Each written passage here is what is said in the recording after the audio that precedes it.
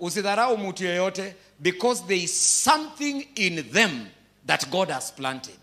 Don't look down on anyone. What you see in someone is not everything. Wacha nirudie. What you see in someone is not everything. Wacha nirudie mara ya tatu.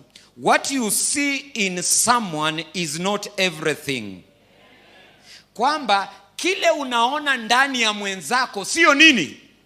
Sio kila kitu. There is more that only God knows, because God put it there. Hallelujah, church.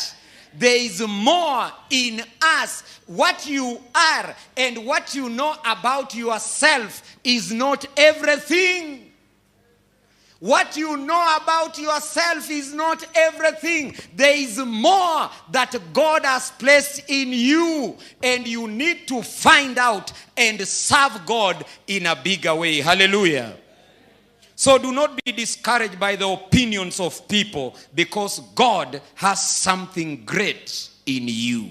Praise the Lord. God has something great in you.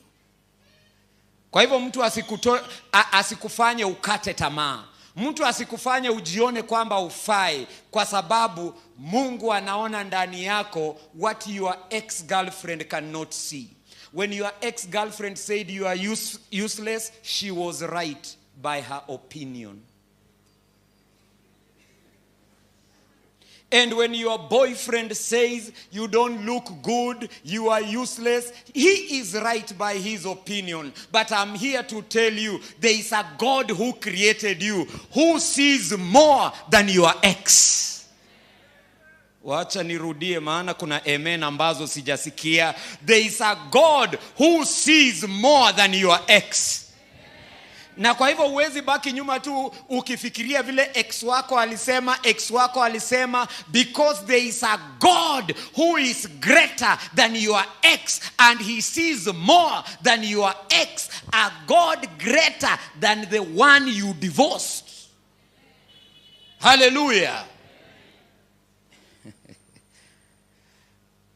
Do not be discouraged by the opinions of people, because God has something great in you. Kwamba kuna kitu Mungu ameweka ndani yako, usikatishwe tamaa na mtu yeyote.